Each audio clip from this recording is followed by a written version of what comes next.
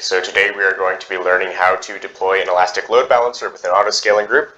We are going to focus on setting up a load balancer that will have health checks for our instances, determine if we can access those instances and will be appropriately routed evenly using our load balancer. We will also set up an auto-scaling group and scaling policies to increase our instances in response to maxing out the CPU utilization. And then if we wait some time, we should also see the scale-in policy kick in and bring our number of instances back down to normal. So without further ado, I'm already logged into the AWS Management Console, and we are going to go ahead and get started. So first things first, we need to create a launch template. A launch template determines what our EC2 auto-scaling group will actually launch. So you should see this landing page or something similar if you've already used it. We're going to select Create Launch Template, and then give it a name. In this case, I will just give it my last name, -launch-template.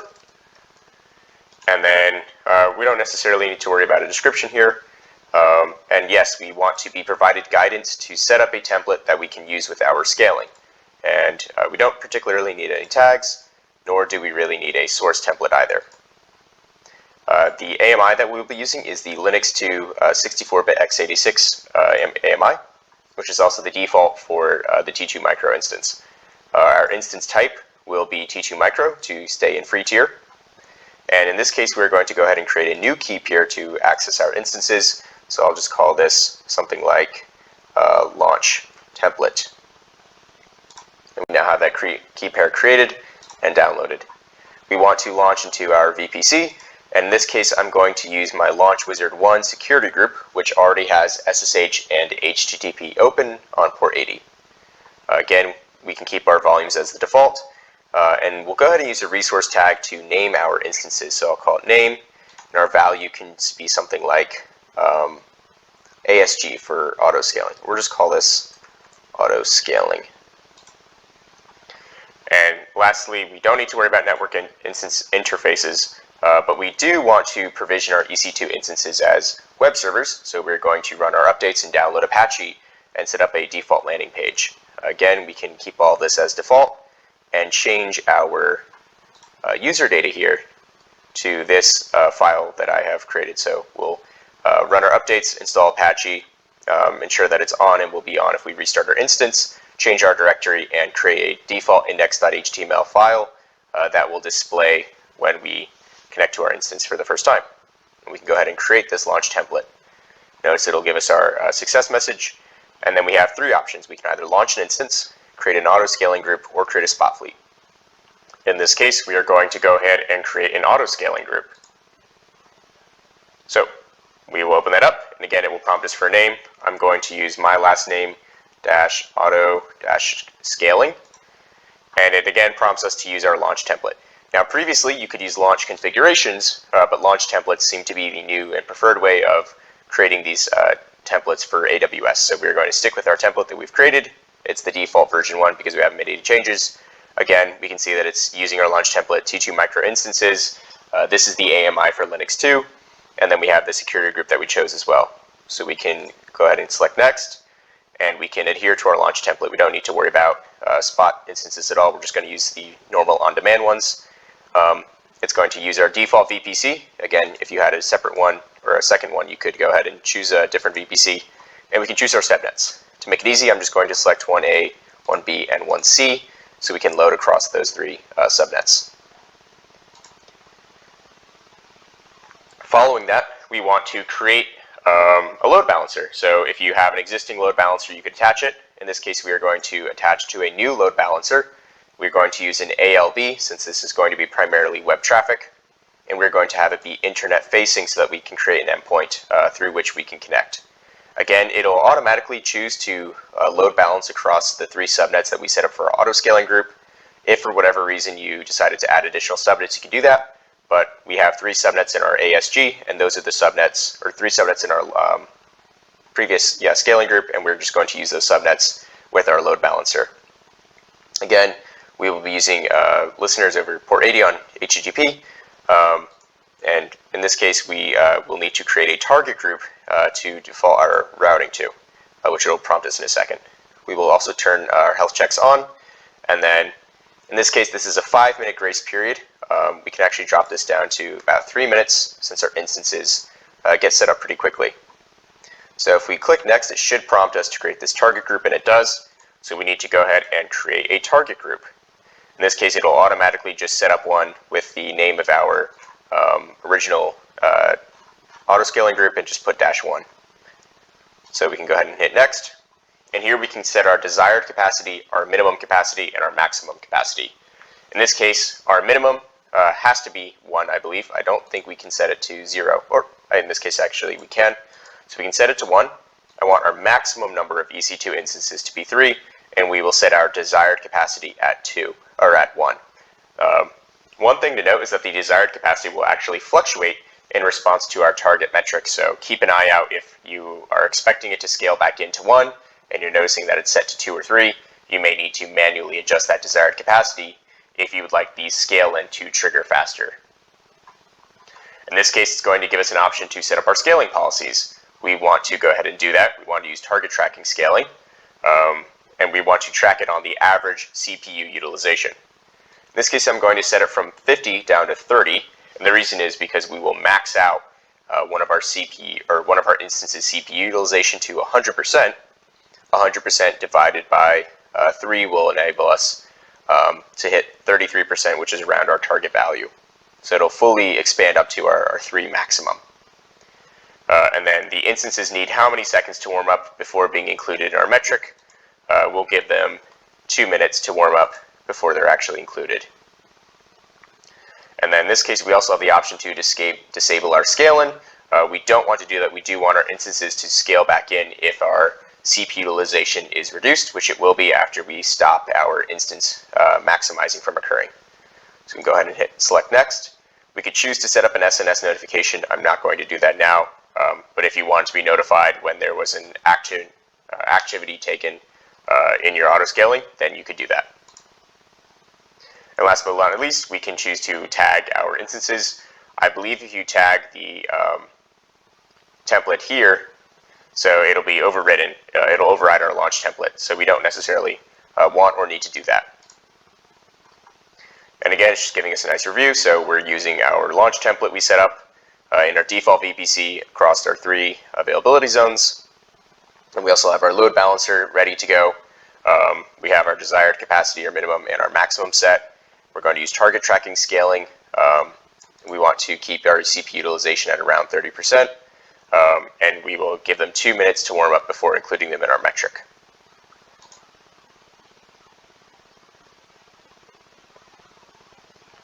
Great. So now that we have our auto-scaling group, notice that it's saying the status is updating capacity. So it's actually going to start launching some instances. And then in response, we will see that it will kind of give us an activity notification. So if we look at our details, we can see the information that we just put inside. And then in our activity here, we will see that it said, at this time, a user request created an autoscaling group that changed the desired capacity from 0 to 1. Therefore, we are starting an instance in response to that to increase the actual capacity from 0 to 1. So we can take a look at that on our EC2 dashboard. And we can see that we now have 1 running instance, and it's being initialized. So because we said that we have at least a desired capacity of 1, it triggered to launch an instance named autoscaling as we set up in our launch template. And if it's had enough time, we should be able to connect to its public IP and see our web page. It may still be booting up.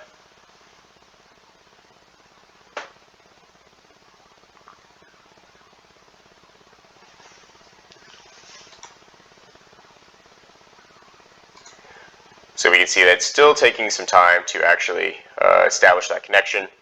So we can just keep refreshing and see when our status changes to pending. It's again still initializing that first instance, but we can see that now it is actually refreshed and connected. We can see that it set up Apache and it's delivering our web content set up as your first name and last name with the instance and this default £. So right now it is tracking our average CPU utilization, which should be around 3% or so. This instance is basically running with just my connection here, and there's no other traffic coming to it. We can also check that our load balancer is running properly by examining the endpoint and the health checks. So we can see we have created our load balancer, and we do have our DNS endpoint here. So let's take a look, and it forwards us exactly to our first instance that we've launched. We can also take a look at some of the listeners here. We have our HTTP listener set up. We have our monitoring set up. There's not enough time yet for it to show any data, but we can take a look at our specific listeners that we've created. So if we look at our group details, we can see that it requires 5 consecutive health check failures and 5 consecutive health check successes to be either considered healthy or unhealthy. We can actually modify this. We can keep this health check path of the default. In this case, let's change the healthy threshold down to, say, 3, and we'll change our unhealthy threshold to 2. And then we can say if there's no response within 5 seconds, that means it's been a failed health check. And then we can change this from 30 seconds, and let's say we want to send a health check every 10 seconds. And then we only need 20 seconds for it to be considered unhealthy and 30 seconds to be considered healthy, and it will send it back with a 200 HTTP response code. So we can go ahead and save those changes, and we can take a look at the targets. So there should only be one instance right now that's targeting. If our auto-scaling group launches more, then those will also be registered as targets, and we can see it's passed those health checks for now. And we can also take a look at the monitoring here. We can see that there's one healthy host at the moment, and then given more time, we can see that there are some errors once we start maxing out our instance.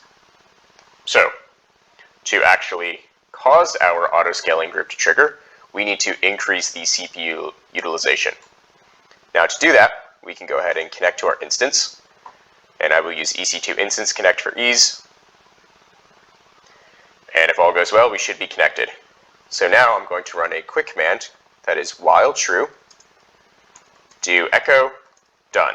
And what this will do is run 3 separate commands, or essentially one while loop that will say while true. And in this case, it'll always be true since we haven't changed it.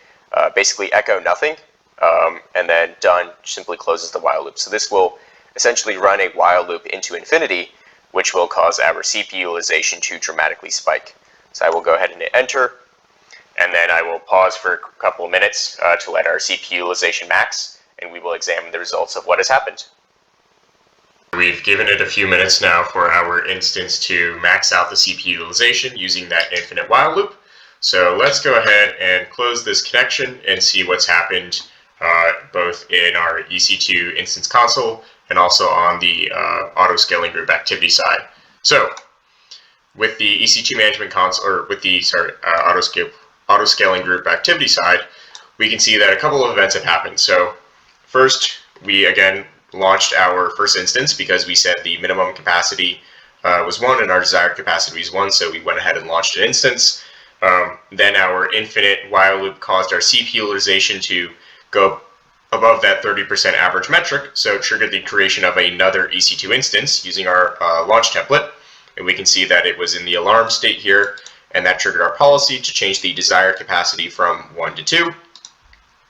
And then again, because our CPU utilization kept climbing, so it should be maxed out at about 100%, that caused our utilization to climb above a 30% average. So if it's above 60% for one of those instances, then that's over 30% average because we would have divided by 2. Now we're up to 3 instances. So again, that causes the creation of another third instance. So in reality, our CPU utilization should be around 33% per instance. So 100% CPU utilization on one instance, basically 0 on the other 2.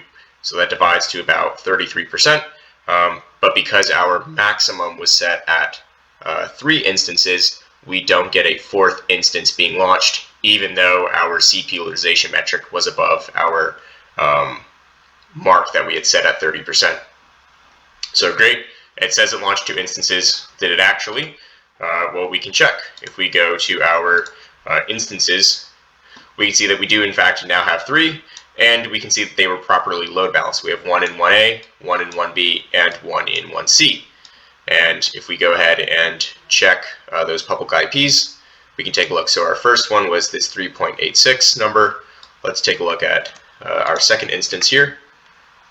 We can see that it also was set up correctly using our launch template, and then we can investigate the third public IP address, which begins with 34, and we can see that it was also set up correctly as a web server. Now we can refresh through with our ELB, but that won't actually tell us anything. It won't show us if we're properly being load balanced or not. So we want to change this pound symbol to actually represent a number. In this case, I'm going to call it 1, 2, and 3. So let's go ahead and SSH into our 3 instances and try to change that from this pound symbol to 1, 2, and 3. So very quickly, we are simply going to connect into each one of these. So we're going to connect, and then that should load up, and then we are going to type cd var www html to connect to our HTML, and use nano to edit our index.html file, and we will just change this from a pound to a 1. Whoop, we forgot to be in sudo. So let's go ahead and clear our screen, go into our root privileges. Now we can actually edit the file, and we can change this from a pound symbol to a 1, Control X, Y, enter. We can go ahead and close this connection. So this was our 34 IP. Let's go ahead and make that exact same change for the other ones. So for our second instance, we will go ahead and also change its index.html file. So sudo su, change directory, and then we can go ahead and change this file as well. We'll call this instance 2. Close out our connection here. So this was the 3.86 instance. And then now we simply need to go to our final public instance, which begins with 3.87. We will go ahead and connect in, get root privileges, change our directory, and use nano to change this to instance 3. Now that we have made this change, we should be able to use our load balancer and see this is instance 1, instance 2, and instance 3. And we're actually being cycled through in that exact order, which indicates our load balancer is functioning correctly. And again, if we were to go to the IPs of those instances directly, we can see it's indeed instances 1, 2, and 3. So we can just go ahead and put these in order. We have 1, instance 2, and instance 3. Excellent. So what happens now that our CPU utilization is starting to go back down? Well, if we wait some time, we should see our scale-in policy actually go into effect at the moment. So right now, we can go ahead and take a look at our load balancer. And if we look at our target groups, we can see that we should have all 3 of our instances being listed as healthy, hopefully. So we can see that we do have 3 healthy hosts. We can see the number of requests. That's us kind of cycling through on the load balancer. We can see that there was one unhealthy host for a time, which would have been the instance that had its metric being too high. And we can see that we have 3 consecutive health check successes as our metric. So everything looks good on our load balancer end. And if we check our auto scaling group, we can see right now that our desired capacity still sit at 3. If we wanted to trigger the scale-in policy faster, we could actually manually change this down to 1. So we can say we adjusted any of our high CPU utilization issues, and we can cause this to drop back down to 1 for our group size. So let's go ahead and hit update, and we can take a look at our activity. And then if we were to wait some time, it would eventually change to reflect that we are going to terminate one of our instances. So I will again pause, and we will take some time to see if it impacts our scaling policy. Okay, so we waited a few minutes, and we saw that there's actually now a couple of new activities, or a new activity history in our auto scaling group. So we can see that right now we had a user request to change our desired capacity from 3 down to 1 instances. So that's essentially just a way of speeding up our scale-in policy to manually dictate that we want to drop our instances back to just 1. And it'll say that we took an instance out of service in response to a difference between that desired and actual capacity, and it essentially did that twice. We had 3 instances running. We requested that we only have 1, and so it terminated 2. And we can see that it's saying it's waiting for the ELB connection draining. It's basically saying we want to make sure that we're not terminating an instance while there's still a live connection. So if we actually go ahead and switch it back to instance 1, that should try to solve that problem. And if we look now at our refreshed activity history here, we can see it's still taking time to go through that draining process. So let's take a look at what that is on the load balancer side. So if we click on our ELB, actually let's go ahead and close our ELB just to make sure we don't have any connections in process that might impede that draining process. So let's go ahead and close that out. And let's take a look at our listeners here. On our target group side, we can see that we did have 3 targets, and it's deregistering those targets right now. So we had 2 instances basically be scheduled for termination. One quick note about termination and scaling policies: it will default to terminate the oldest instances first. So in this case, the newest instance, or the oldest instance, was 1A. The second oldest was launched in 1B, and the newest was launched in 1C. So it will delete those older instances first and retain the newer one. On our monitoring side, we can see what that looks like with some of our CloudWatch metrics. Again, we have our healthy hosts, and we had 3. Now we're dropping back down to have 1 healthy host. We can see that we have some responses over HTTP. We have our 200 status health checks. And so it's basically going through that process of deregistering all of our instances from the ELB, draining those connections, and then eventually we'll actually terminate them. So we can see if it's made any headway there, and now it's in progress of actually terminating that EC2 instance. So just to make sure, we will go ahead and close out of this instance as well to make sure there are no lingering connections. That seemed to have done the trick. We are now in progress of terminating both of our instances, and we can confirm that that is the case by going actually to our EC2 console, and we can see that there are 2 instances now being shut down. That leaves us with just 1 more remaining. All right, so hopefully this was a useful tutorial on how to successfully create a launch template and create an auto-scaling group and a load balancer to deploy instances in response to a target metric. In this case, it was CPU utilization. We saw that we could quickly and easily set up a load balancer to divert or easily divide that traffic among our instances that we launched.